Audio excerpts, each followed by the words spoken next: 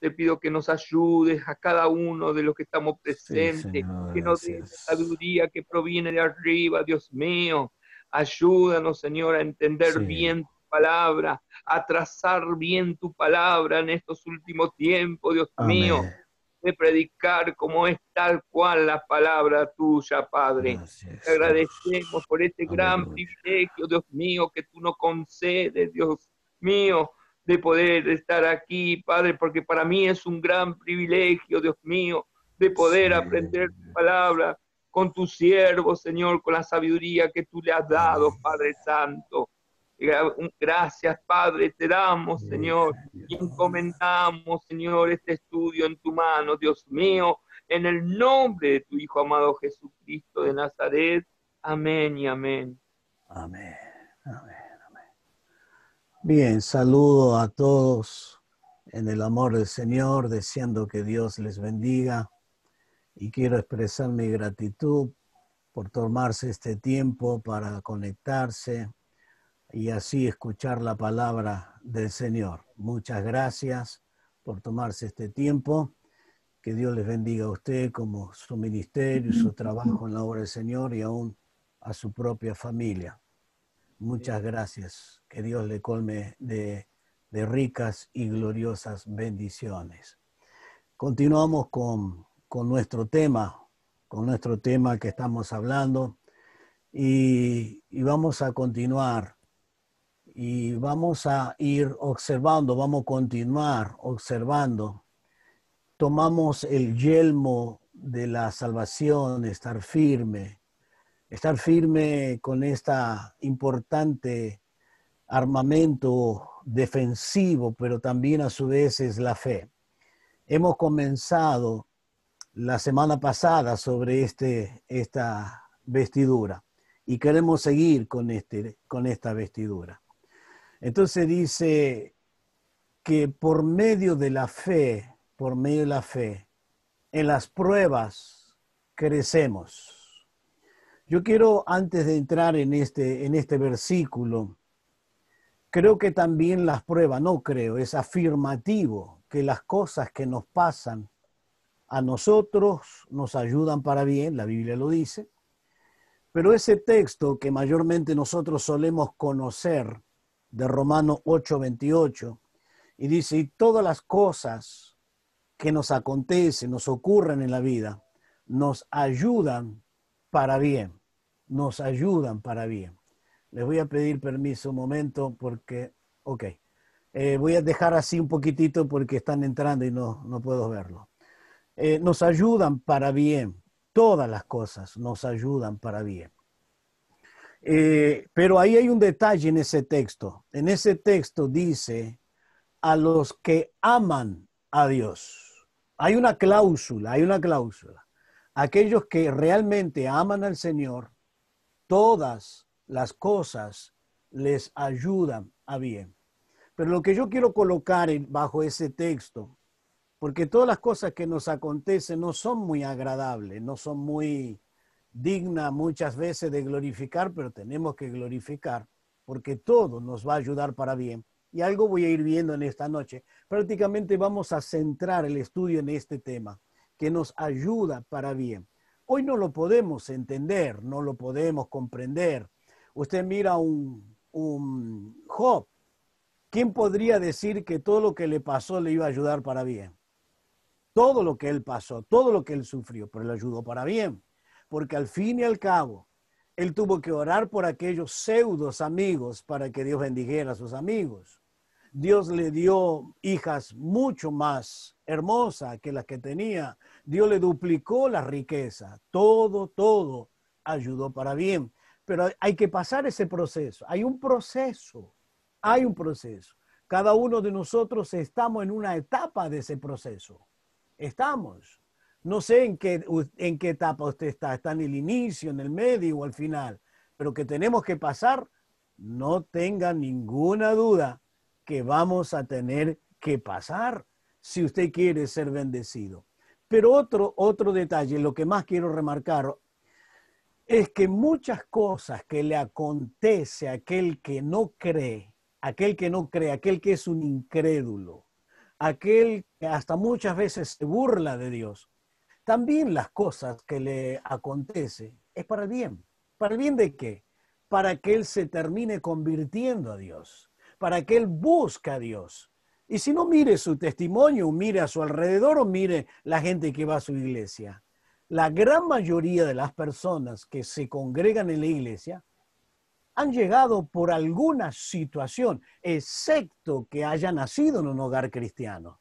Excepto que hayan nacido en un hogar cristiano. Pero normalmente la gente que se convierte vienen con cargas, con lucha, alguno por suicidarse, otro en la droga, otro en el alcohol, otro por perder su matrimonio, su familia, pero todos vienen bajo una situación. Entonces Dios permite esas cosas. Dios permite esas cosas para que al final termine convirtiéndose. Entonces todo termina ayudando y como dice en portugués, todo coopera para el bien. La traducción en portugués dice, todo coopera para el bien, todo es una ayuda para el bien nuestro. Entonces, cuando esté pasando usted por prueba, por lucha, por dificultades, no se olvide de esto. No es para usted morir. Ni un verdadero cristiano ha muerto en las pruebas. No ha muerto, se lo repito, ni un cristiano ha muerto en las pruebas. Todos tenemos que pasarla, todos tenemos que caminar por ese camino, transitar por ahí. Muy bien, por medio de la fe en las pruebas, ¿qué ocurre? Crecemos, crecemos. ¿Vio cuando usted ora, Señor, ayúdame a crecer? Bueno, Dios te va a enviar prueba. Ayúdame a conocerte, Dios te va a enviar prueba. Dios permite las pruebas para crecer espiritualmente, para conocerle a Él y conocer su plan. Dios al fin cumplirá su propósito en nosotros. Su voluntad será hecha. Mire esta expresión que he colocado. Dios permite que las pruebas. ¿Y para qué permite las pruebas? Primero, para crecer espiritualmente. ¿Y cómo crecemos? Lo conocemos a Él personalmente y conocemos que su plan. Acuérdese, yo no sé si usted recuerda que yo he sintetizado la Biblia en pequeños conceptos para hacer una síntesis de toda la Biblia, de toda la Biblia. La he sintetizado en por lo menos 3 pensamientos prioritarios. 3 pensamientos prioritarios. Probablemente algún profundo teólogo no esté de acuerdo conmigo, algún estudioso de las escrituras no esté, pero yo creo que aquí estamos encaminados hacia el eje del plan de Dios. ¿Y cuál es? ¿Cómo sintetizaríamos la Biblia? Si alguien te preguntara, ¿cuáles son los conceptos prioritarios y fundamentales de la Biblia? ¿Cómo la sintetizaría? Número 1, la Biblia fue dada para nosotros, primero, para conocer a Dios. Conocer a Dios.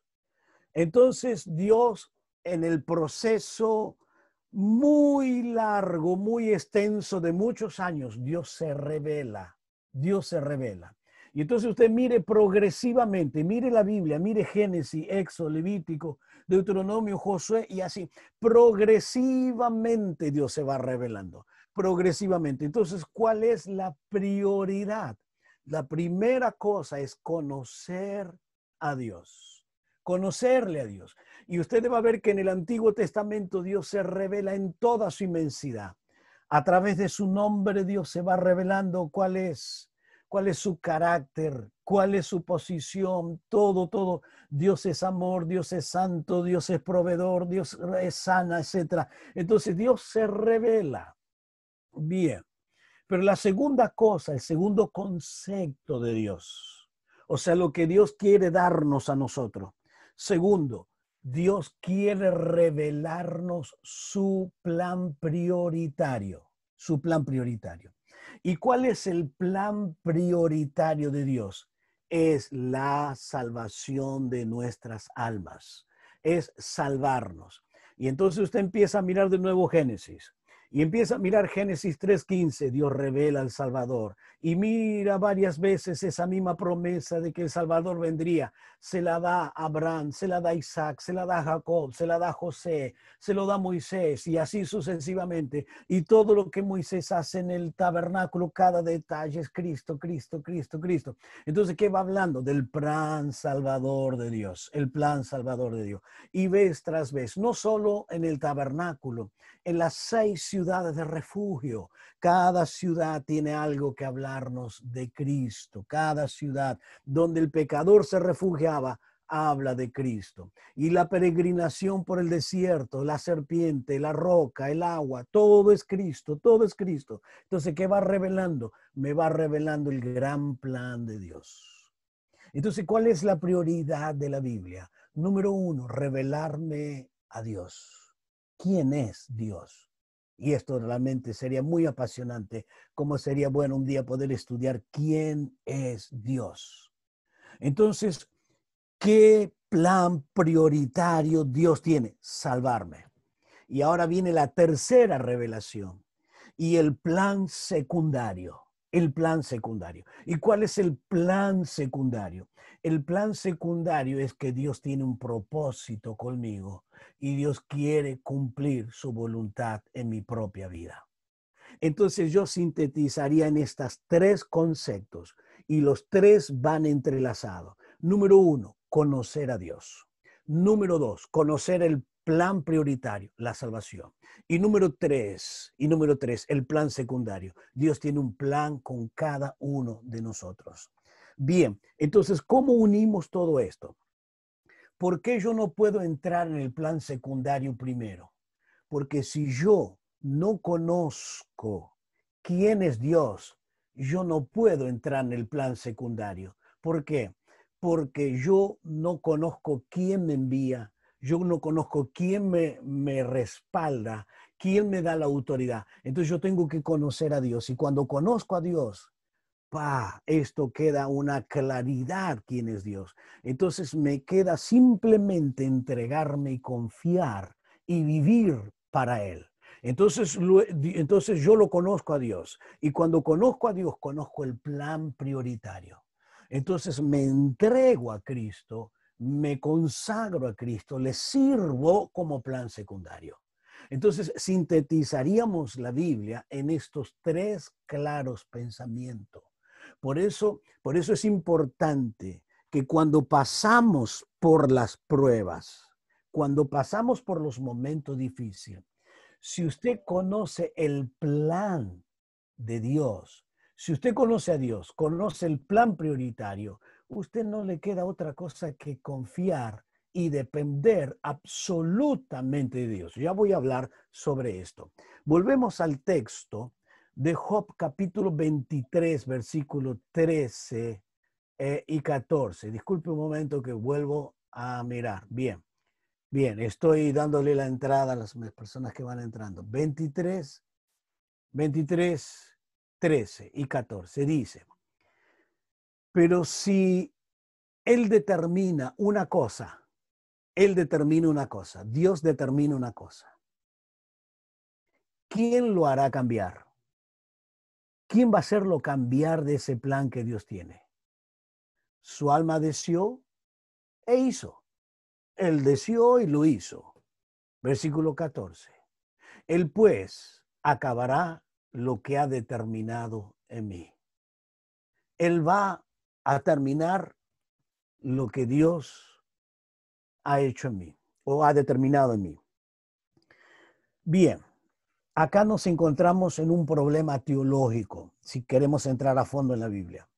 Si queremos entrar bien a fondo en la Biblia, entramos en un debate teológico.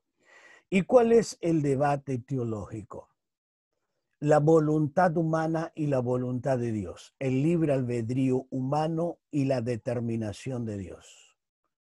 Bien, ¿por qué? Porque hay personas que creen que cuando Dios determina, lo hace sí o sí, sin importarle la voluntad humana, sin importarle lo que yo determine. Esto yo no creo, básicamente no creo. Simplemente creo que Dios tiene una voluntad sobre mí, tiene un plan sobre mi vida y Él me lo revela, me lo va revelando, pero yo determino si entro en ese plan o no, si acepto su voluntad o no. Y por eso tenemos pero muchos ejemplos, muchísimos ejemplos, para mostrarle en la Biblia y fuera de la Biblia en nuestros diario vivir. Por eso yo creo que tiene mucho que ver el libre albedrío, la libertad humana. Entonces, aquí en el versículo 14 dice, Él pues acabará lo que ha determinado en mí. Lo que Él ha determinado, Dios lo va a determinar. Pero Job siempre estuvo bajo la voluntad, bajo la dirección, bajo el cuidado y la protección de Dios, porque él se sometió a la voluntad de Dios. Ahora, otra cosa es si yo me rebelo contra la voluntad de Dios, entonces Dios no va a cumplir su propósito. Dios va a cumplir el propósito en mi propia vida y en la vida de cada uno de ustedes. Usted tendrá muchas personas que habrá conocido, de personas que tenían un llamado, que tenían un ministerio y han fracasado y se han ido al mundo, han pecado y muchos de ellos han muerto en el pecado. Pero Dios no quiere esto. Dios no quiere esto. Dios quiere lo mejor, pero Dios respeta. Para mi punto de vista, para mi concepto y mi doctrina, Dios respeta la determinación del ser humano. Y muchas cosas como esta, hay en él. Muchas donde Dios determina lo que tiene con nosotros. Dios lo determina, pero nosotros decidimos. Por ejemplo, hay un versículo en la Biblia donde dice que Dios está esperando, Dios espera, y que el amor de Dios se extiende para la salvación del mundo. La salvación del mundo. Todos sean salvos. ¿Pero todos van a ser salvos? No. Pero la voluntad de Dios es que todos lleguen al conocimiento de la verdad. ¿Pero todos van a rendirse? No, no se van a rendir. Pero ahí donde está la determinación de la voluntad humana. Bien, esto es otro tema para estar estudiándolo. Bien, entonces Dios tiene un plan con nosotros. Pero lo que a nosotros nos compete hoy no es tanto la voluntad humana, sino más bien el trato o la permisión de Dios. Por un lado está la voluntad humana, pero no vamos a ahondar en este tema. Lo que queremos ahondar en esta noche es el plan de Dios en medio de las pruebas. Por eso debo vestirme de esa armadura, tomar el yelmo de esa salvación, revestirme de esa fe. Ahora, por ejemplo, con José Dios tenía un plan. Lo que muchos hombres en la Biblia y nadie se lo ha impedido, siempre ha cumplido sus planes. Con la vida de José, con la vida de Josué, con la vida de Jeremías. Bueno, podemos mencionar tantos hombres, Elías, etcétera, etcétera. Pero a José le tocó pasar 13 años, 13, una tras otras, pero una peor que la otra. Una terminaba una, iba otra, otra, hasta que quedó solito en la cárcel. Y nadie se interesó, nadie le dio importancia. Lo tenemos a un Jeremías, quedó solo, lo metieron en el pozo, pasó hambre, dificultad, 44 años. David también. David también pasó por dificultades. Pero Dios tenía un plan con cada uno de ellos. Dios tenía un propósito. Pero Dios al fin y al cabo, Dios llegó y llegó a cabo. Llegó al propósito. Muchos de nosotros, hemos comenzado el camino del Señor, hemos transitado por dificultades, por luchas. Y muchos hemos comenzado con muchas dificultades, con muchas pruebas, con muchas necesidades financieras, con muchas crisis, con mucha presión, y servir con el dinero justo, viajar kilómetros y muchas veces caminando, a pie, y muchas veces pasando frío, pasando hambre. Y todas estas experiencias que nosotros hemos tenido que pasar, las hemos pasado. Y mucho más que esta, muchas, muchísimas. Pero Dios ha estado preparando nuestra vida. Estas cosas que Dios ha permitido no es para destruirnos, es para prepararnos. Porque yo no puedo entender al otro que está empezando y que está luchando, no lo puedo entender. Pero como lo he pasado, puedo entenderlo. Puedo decirle que Dios es fiel y que Dios no va a desampararnos y que en algún momento determinado Dios va a darnos la bendición. Y por eso Dios ocurrió o aconteció con José, lo que está en el texto ahí. Mire lo que dice en el Génesis 45, versículo 5. Ahora, pues, no entristezcáis. José se lo dice a sus hermanos, no se entristezcan, porque él se revela que él es José.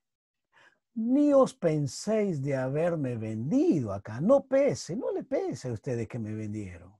No se preocupen, porque para preservación de vida me envió Dios delante de vosotros. Ahora mire qué madurez la vida de José. Qué manera de ver las cosas. Si nosotros miráramos las cosas como la miró José, dice, no se preocupe, ustedes me vendieron acá, pero no fue para mal, porque para preservación, o sea, para salvar las vidas, Dios me envió delante de ustedes. Dios me envió acá para salvar vidas. No, ustedes fueron un instrumento de Dios. Ustedes fueron un instrumento de Dios. Ahora piense usted, las cosas que le están aconteciendo, circunstancias, luchas, calumnias, etcétera, etcétera, ¿para qué Dios lo está usando? Para el bien tuyo, para que llegues, para que alcance el objetivo, para que Dios se glorifique. No es para hundirte. No. Aquellas cosas duras son también parte del plan de Dios, para que lleguemos a donde Dios quiere que lleguemos. Aunque usted diga, pero salgo de una y estoy en otra, salgo de otra y caigo. Bueno, es Dios te está preparando. Dios te está haciendo, te está moliendo para que desaparezca tu ego, desaparezca tu orgullo, desaparezca lo que no sirve para colocar lo que Dios quiere que esté en tu corazón. Sigue el versículo 6, dice, pues ya ha habido 2 años de hambre en medio de la tierra, aunque quedan 5 años, en los cuales ni habrá arado ni siega. El hambre está. Pero mire lo que él dice en el versículo 47, y Dios me envió delante de vosotros. Vuelve a repetir casi las mismas palabras del versículo 45:5. Dice, porque para preservar vida, Dios me envió delante de vosotros. Y en el versículo 47, el versículo 7, vuelve a repetir lo mismo. Dios me envió delante de vosotros. ¿Para qué? Para preservaros posteridad sobre la tierra y para daros vida en medio de gran liberación. ¿Para qué Dios envió? Para salvar vidas. 2 veces repite, no se preocupe, Dios me envió para salvar las vidas. Versículo 8, así pues, no me enviasteis acá vosotros, aunque lo vendieron. Pero, ¿qué pasa? Esto era parte del plan de Dios. Ustedes me vendieron, quisieran eliminarme, pero no fueron ustedes, no se hagan problemas, Dios fue el que me envió. Sino Dios que me ha puesto por padre de Faraón y por señor de toda su casa y para gobernar en toda la tierra de Egipto. Yo quiero dejarle esta palabra final, por favor, de este versículo. No desanime, no desanime. Siga luchando. ¿Por qué? José estaba como preso, abandonado y solo en la cárcel. Y de repente, lo llama Faraón para que le interprete el sueño y lo interpreta. En un solo día, Dios lo saca del olvido, de la cárcel, de la soledad, de la angustia, y lo pone, como dice el versículo 8. ¿Cómo lo pone? Como padre de Faraón y señor de su casa, y no solamente esto, y por gobernador de toda la tierra de Egipto. Lo colocó con 3 grandes títulos. Primero, padre Faraón. Segundo, señor de su casa. Y tercero, por gobernador de toda la tierra de Egipto. Y él fue, diríamos hoy, el gran ministro de Economía de Egipto. Desde la cárcel hasta ministro de Economía. En un solo instante, Dios puede cambiar tu situación. Dios puede cambiar. Pero, ¿qué tengo que hacer yo? Una de las cosas, no lo que tienes que hacer, sino lo que no tienes que hacer. Y lo que no tienes que hacer es quejarte. No lo entiendes, pero alábale, glorifícale, no te quejes, dale gloria. Y está expectante, está con tus oídos atentos, ¿qué es lo que Dios va a hacer?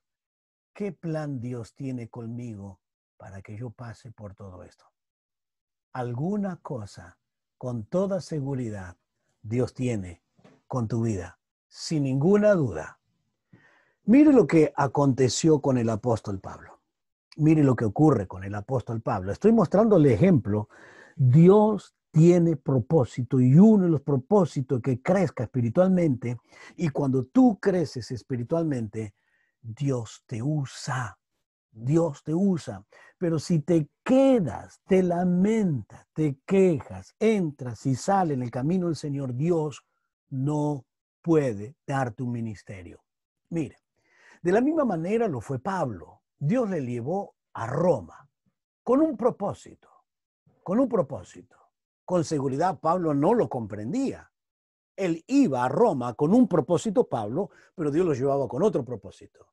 Pablo iba a Roma como un preso, pero Dios no lo iba a dejar como preso. Dios tenía un propósito. Lo entendió después, seguramente que lo entendió después. Cuando él estaba allí, él no lo entendió ni cuando lo llevaba ni en el proceso, pero lo entendió después.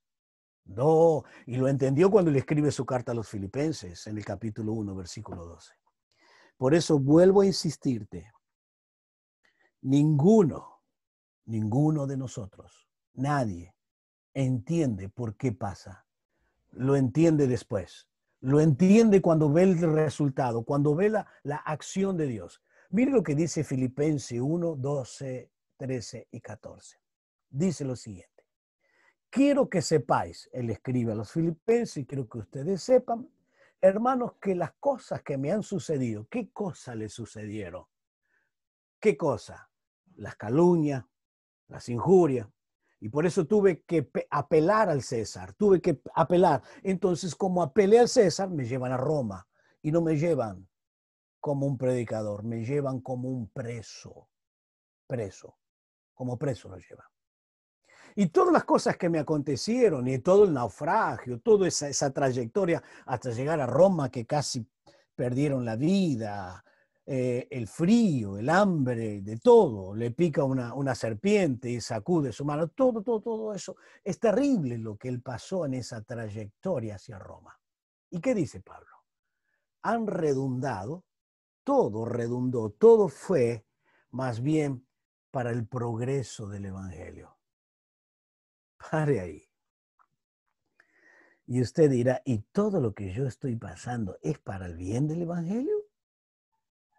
Con todas las cosas que me están aconteciendo, las luchas, las dificultades.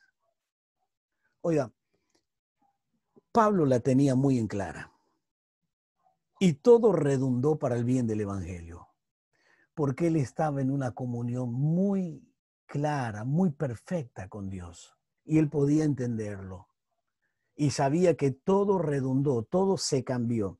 Esto redundó. Quiere decir, a mí me llevaron como preso, a mí me llevaron para meterme en la cárcel y hacerme callar.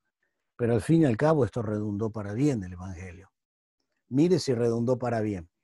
Cuando él escribe su carta a los romanos, él todavía no había llegado a Roma, él escribe su carta a los romanos y él dice, yo quiero ir a ustedes, le dice Pablo, yo quiero ir a ustedes, pero quiero ir para comunicarle algún don. Eso usted lo tiene en el capítulo 1 de Romanos. Para comunicarle, para que ustedes puedan darse cuenta de los dones y ayudarle con estudios bíblicos, para que se den cuenta de lo que Dios está haciendo en ustedes.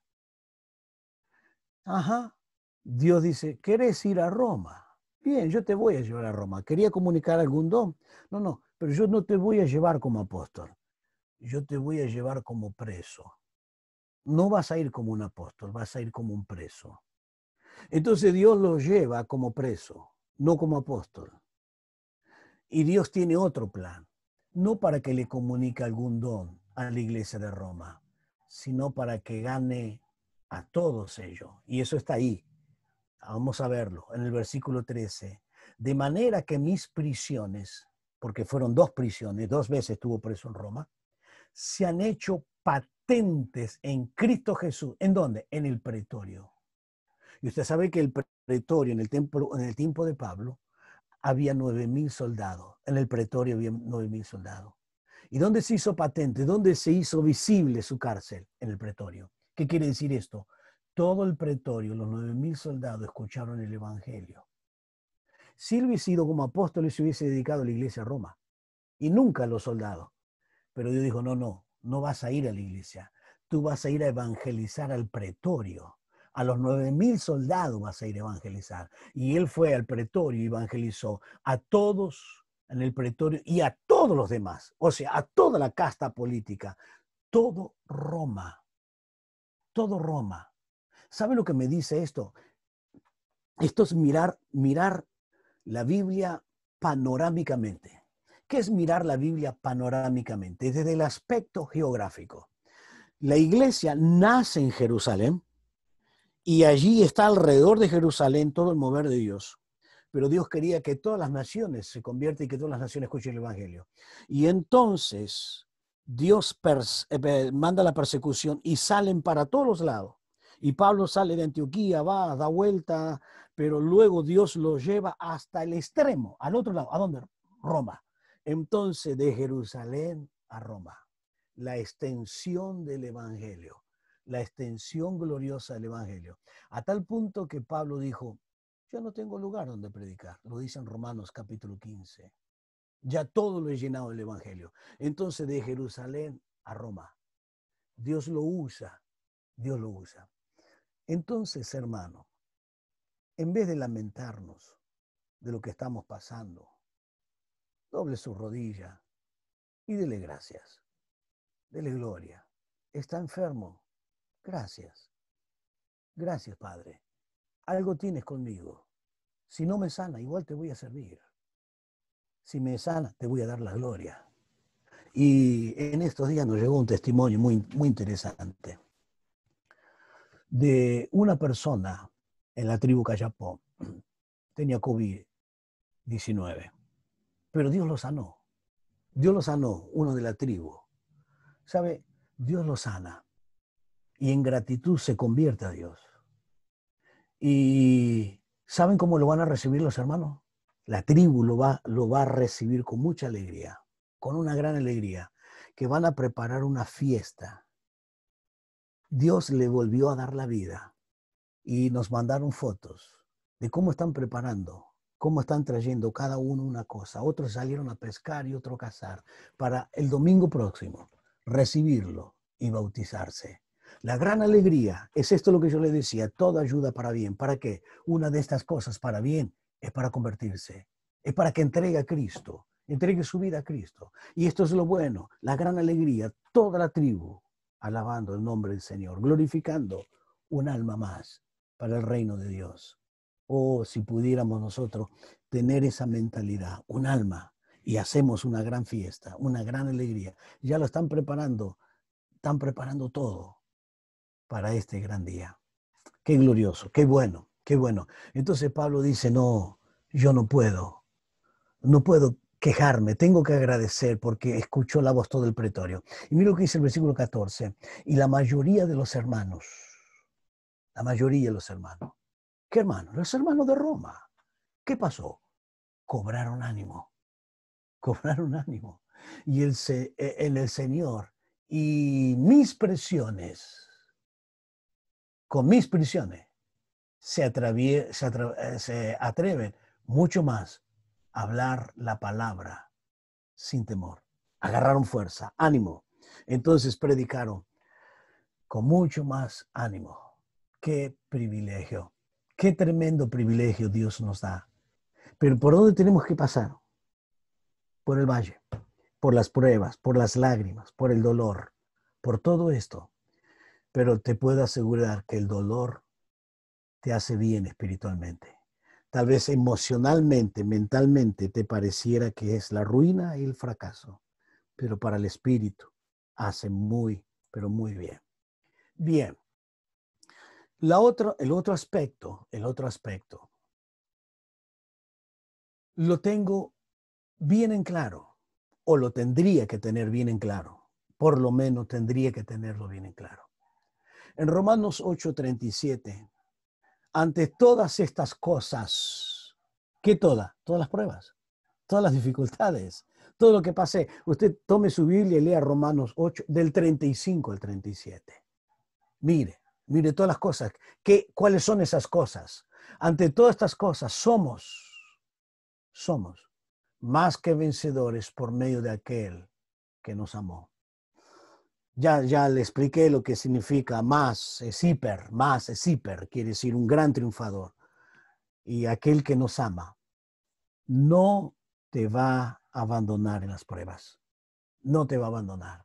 Ante todas esas cosas somos más que vencedores por medio de aquel que nos amó. Cuando esto está claro en mi espíritu, no simplemente que lo leo, no, lo tengo en claro. Pero lo tengo en claro para mí, no solo para predicarlo, sino para mí.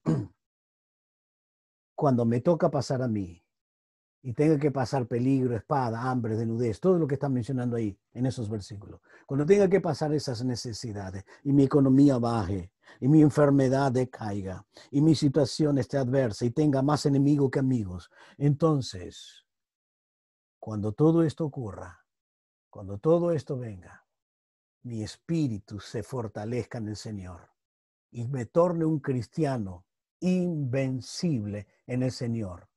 Vivo como tal. ¿Por qué? Porque entiendo esto, lo creo, lo vivo. No hay adversidad que quite la verdadera fe en Dios. Lo soy. Yo creo. Yo soy lo que realmente practico. Practico. Entonces, no hay adversidad que quite la verdadera fe en Dios.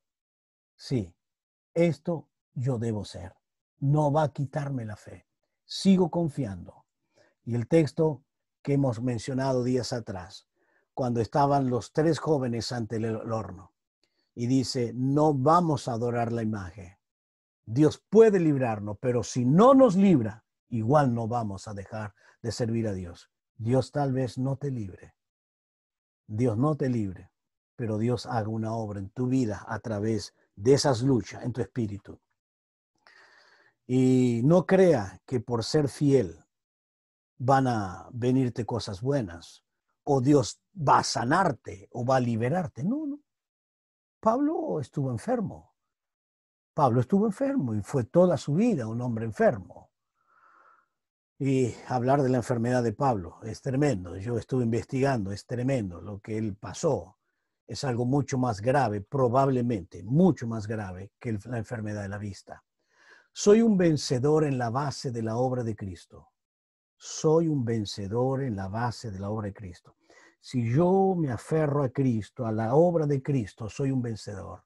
Legalmente puedo vivir victorioso. Oiga, legalmente. Porque Cristo fue condenado legalmente por la justicia de Dios. Entonces, legalmente, yo paso a tener todos los beneficios que tengo en Cristo y debo disfrutarlo, debo creerlo. Y esto es legalmente bajo la ley divina de Dios, no bajo la ley humana, bajo la ley divina legalmente, porque Dios es justo, castiga el pecado y Cristo murió. Ahora legalmente tengo todos los derechos que Dios me otorga en Cristo Jesús. Y por eso, una de las cosas legales que yo tengo en Cristo es ser victorioso. Una de las cosas que tengo en Cristo es ser victorioso, vivir victorioso. Bien, veamos esto. Hay un texto que nos dice que no nos debemos turbar. Ya vamos a leer ese texto. Pero quiero leerle el concepto de la palabra turbar. Cuando nosotros estamos turbados, es uno de los peores enemigos de la fe. Y es allí cuando nos entra la duda. El verbo turbar viene de un vocablo latino, turbare, acción que una vez remite a la turba, a una multitud. Turbar es una multitud, turbar, entendida como muchedumbre, masa de persona que indiferenciada, que produce confusión y alboroto. Y es esto lo que nos pasa cuando nos turbamos. Estamos en confusión. ¿Qué hago ahora? Mayormente en las horas difíciles, queremos que se termine todo. Entonces creo que no tengo salida y no hay esperanza. Entonces no sé qué hacer. No sé para dónde ir. Es así. Y el que se turbó en la Biblia fue el profeta Elías. A tal punto que él creyó que estaba solo y Dios le dijo, no estás solo. Hay 7,000. Turbar significa molestar, el curso normal de los hechos. Es algo que te va a molestar, te va a alterar la calma, te va a alterar la tranquilidad y el bienestar que estás viviendo. Te lo va a alterar y te va a sentir desesperado y turbado. Eso es. No sé para dónde ir. No sé. Pero la Biblia nos exhorta. ¿A qué? A que no nos turbemos. A que estemos en calma. Es muy fácil decirlo, pero hay que practicarlo. Practicarlo. Veamos algo más. Veamos allí. Mire lo que dice. Aquí está. La fe es el arma que Dios nos da para vencer. Una de las batallas que tenemos que confrontar en nuestra vida es el desánimo o la turbación. Mire lo que dice Jesús en Juan 14:1. El Señor se está despidiendo de sus discípulos y le dice por varias veces, no se turbe. Juan 14:1. No se turbe vuestro corazón. No te inquiete acá adentro. Ahora, ¿qué es lo contrario de turbarse? Es la fe. Por eso dice, creed en Dios, cree también en mí.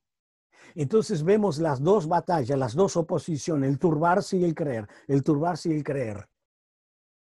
Entonces cuando nos turbamos y la turbación está sobre nuestra cabeza, gobernando nuestra vida, nos es difícil creer.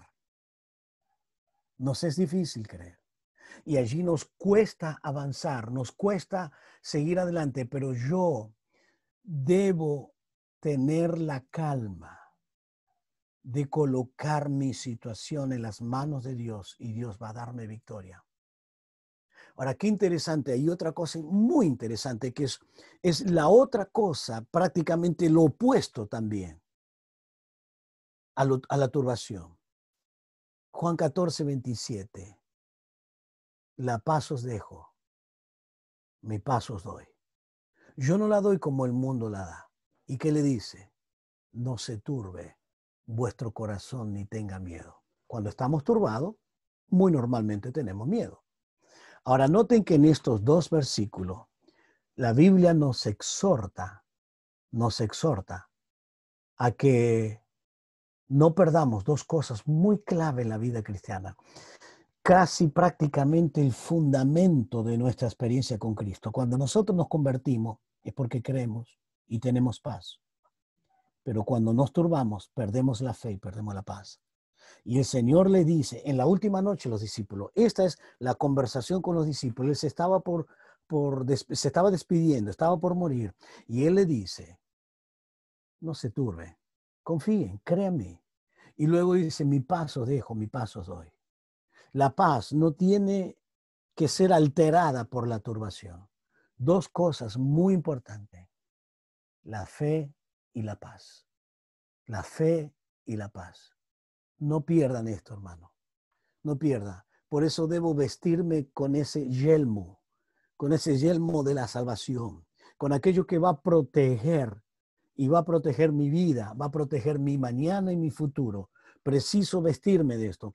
Pero cuando yo tengo esta vestidura, no voy a turbarme y no voy a dudar de la bondad y de la misericordia del Señor, con toda seguridad. ¿Por qué no debo turbarme? Dios tiene algunas promesas muy grandes para mi propia vida. Por ejemplo, en Juan 14, 16 y 17. Y yo rogaré al Padre y os dará otro consolador. Él va a darnos consolador para que esté con vosotros para siempre. Me detengo aquí, por favor. Aquí usa una palabra, esta palabrita. Esta palabra que aquel que no lee griego no le da importancia. Otro. Esa palabra otro, él está hablando que va a venir otro en nombre de Jesús. Y que ese otro va a tener la misma autoridad, la misma naturaleza, la misma virtud. Ese otro es el Espíritu Santo. Entonces, cuando usted te confronta con las doctrinas de los testigos de Jehová y le lee esta palabra, otro, esa palabra otro, esa palabra no es una fuerza, es otro, es una persona que tiene atributos, tiene autoridad, tiene dominio.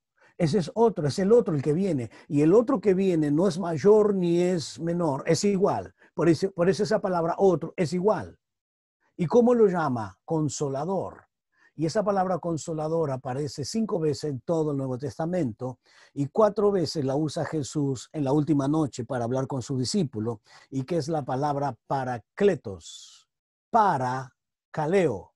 Para es el propósito, kaleo, llamarlo, para venir. Y ese paracletos se usaba para varias cosas.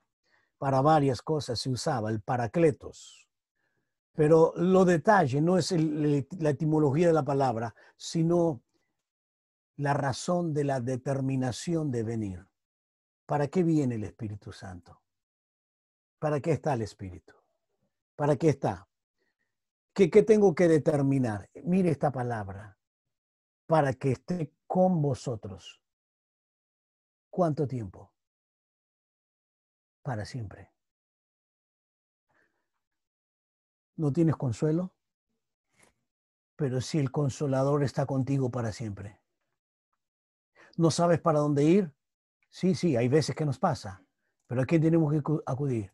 Aquel que está conmigo para siempre. Pero no tengo nada. No, pero está para siempre. Tú determinas lo que el Espíritu te dirige, te guía. Y es para siempre. ¿Para cuánto está? ¿Cuánto tiempo va a estar conmigo? Para siempre. Pero no siento nada. Pero Él está. Él está para siempre. Él no nos va a abandonar. Ningún momento. ¿Y qué dice el versículo 17? ¿Quién es ese Espíritu? Es el Espíritu de verdad. No es el espíritu de mentira. No es el engaño. Es el Espíritu de verdad. El mundo no lo puede recibir. Tú lo tienes. El mundo no lo ve ni le conoce. No tiene ni la menor idea. Pero vosotros, los salvos, le conocéis. Porque mora. Acuérdese de las preposiciones. Ya la hemos visto esta preposición. Con, estar al lado, con vosotros. ¿Y qué va a hacer? Ahora está con ustedes, pero después que yo me vaya y que Él sea derramado, Él estará en vosotros. Ahora está con, pero después estará en. Ahora está al lado de ustedes, pero después morará con ustedes, morará dentro. En el derramamiento mora. Y nosotros estamos en el tiempo donde el Espíritu de Dios fue derramado. ¿Y dónde está el Espíritu? En nosotros. En nosotros. Entonces, ¿quién está para ayudarme? El Espíritu. El Espíritu. Usted no es cualquier cosa. Usted es un hijo de Dios. Usted tiene el Espíritu Santo. Usted tiene un verdadero sentido. El otro privilegio es el que podemos orar.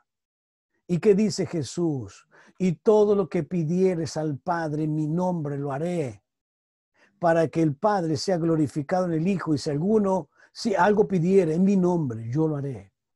Yo lo haré. Entonces, ¿por qué no turbarme? Primero, Cristo me exhorta y me da la paz. Él me da la paz. Segundo, Él me da el Espíritu Santo. Tercero, Él me otorga la posibilidad de orar y conectarme con el cielo. Él responde. ¿Qué más queremos?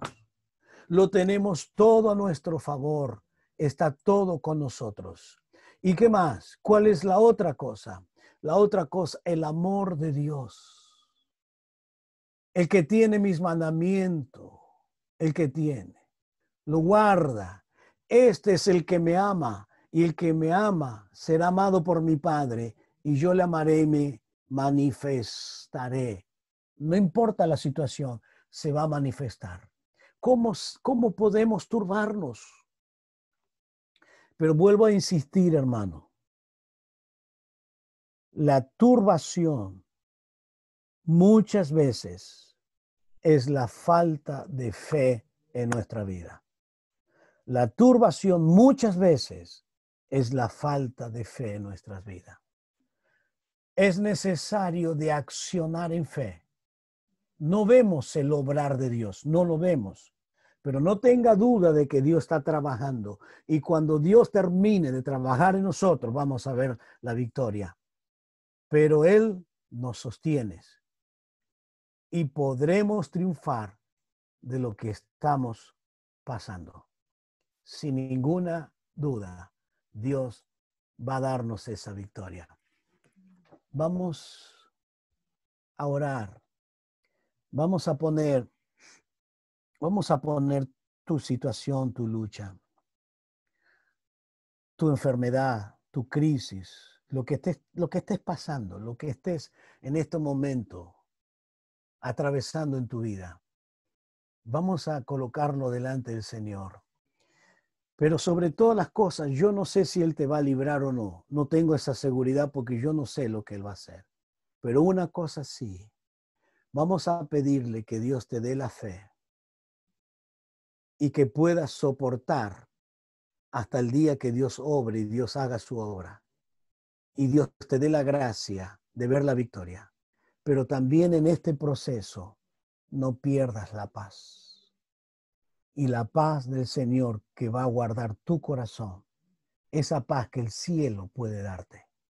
Aunque todo tu alrededor veas luchas y problemas y estén cayendo bombas para destruirte, enemigos estén calumniándote, pero nunca pierdas la paz. La paz del Señor, nunca la pierdas. Tenga la verdadera tranquilidad. Mi Dios va a obrar. Padre querido, muchas gracias por esta noche. Señor, queremos vestirnos de toda la armadura. Queremos el yelmo, queremos el escudo, queremos toda la armadura, Padre, para poder salir a la batalla, salir y ser vencedor en tu nombre. Pero yo quiero rogarte por cada hermano que está, Señor, escuchando. Te pido que les bendiga grandemente, los que están enfermos, en tu divina voluntad y en tu soberana voluntad, sean sanos. Pero en el proceso, Dios, tú le des la fe y la paz de que tú lo vas a guardar y le vas a bendecir, Padre. Señor, da una semana victoriosa, mi hermano. y que podamos reencontrarnos la semana próxima y podamos escuchar de que tú te has glorificado. Como siempre lo has hecho, Padre, siempre, pero dentro de tu tiempo, no dentro de nuestro tiempo, sino dentro del tiempo que tú has determinado. Señor, que la fe pueda tomar nuestra mente y nuestras emociones. Que en nuestra mente esté determinado creer de que tú vas a obrar para la gloria tuya. En el nombre de Jesús. Amén. Amén. Amén. Gloria al Señor. Alabado sea Dios. Bien, hermanos. Le dejamos unos minutos para que usted pueda expresar sus palabras, sus dudas, lo que usted quiera compartir en esta noche.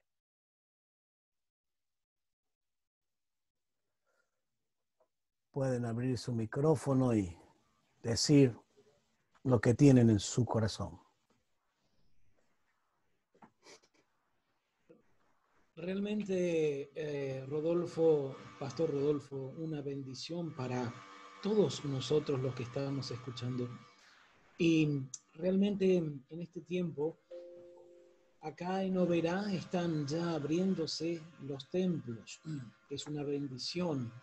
Se puede compartir un número bastante importante de hermanos, pero yo creo que este tiempo de pandemia es una posibilidad de Dios para que el cristiano se defina, para que realmente la palabra de Dios que se depositó en su corazón haga o no haga efecto. En el libro albedrío que decíamos recién. Y yo compartía los otros días con los hermanos el privilegio que tiene el cristiano, que es la única religión monoteísta del mundo en donde nosotros aseveramos, afirmamos, Dios está con y en nosotros. Hermanos, ese es un privilegio que realmente todos los días tenemos que agradecer. Es la única religión monoteísta. Dios está en mí. Epi, eis y en mí. Esto es un privilegio. Y un privilegio tener la posibilidad de siempre estar en contacto con otros hermanos. Realmente muy agradecido. Mi esposa que está aquí a mi lado y yo a la obra de Dios y a la obra que realizan los hermanos. Gracias, Rodolfo. Gracias. Amén. Amén. Dios te bendiga mucho, José. Dios te bendiga. Amén. ¿Alguien más?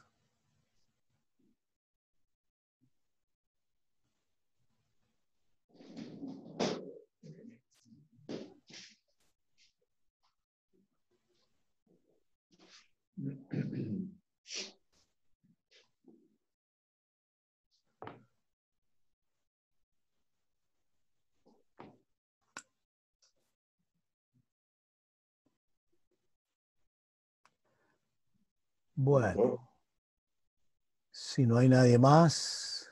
Hola, pastor. Sí, Carlos. Te escucho, Carlos.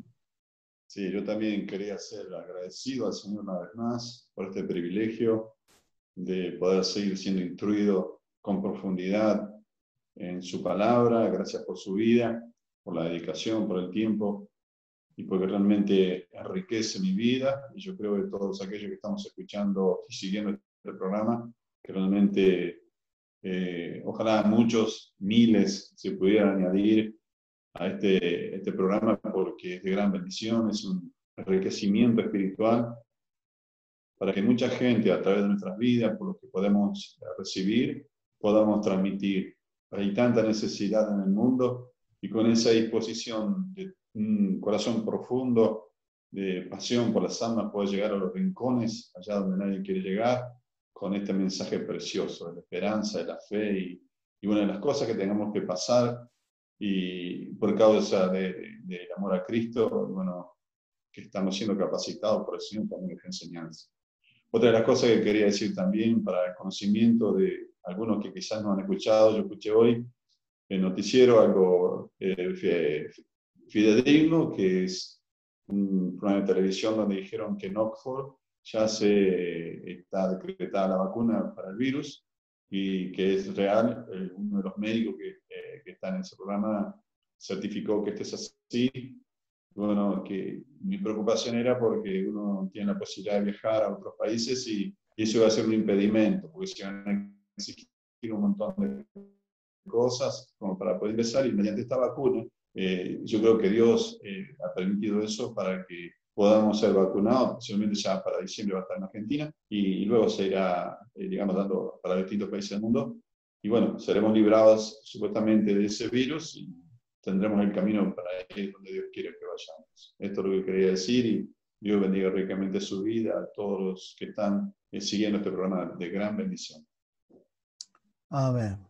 Amén. Amén. Bien. Bueno, si no hay más nadie, entonces vamos a concluir.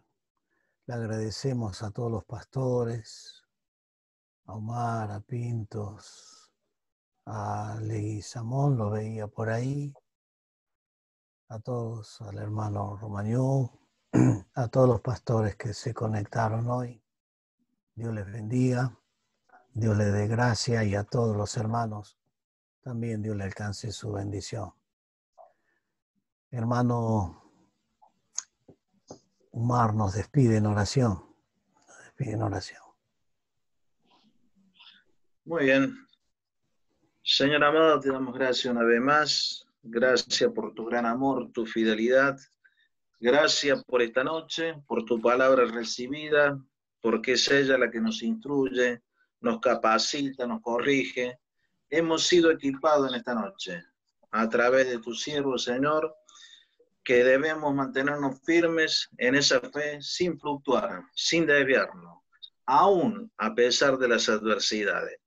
Gracias, Señor amado, por esta noche, porque sé que esta palabra seguirá trabajando en cada vida. Amén. Y en cada corazón. Guarda a mis hermanos aún en esta noche al descansar y así al comenzar el día de mañana. Protégelo, guarda sus hogares, sus hijos, sus seres queridos. En el nombre de Jesús te damos gracias por esta noche, Señor. Amén. Amén. Amén. Amén. Dios les bendiga a todos, que tengan una buena semana, que el Señor le alcance su misericordia. Bendiciones a todos. Amén. Bendiciones. Dios bendiga a todos.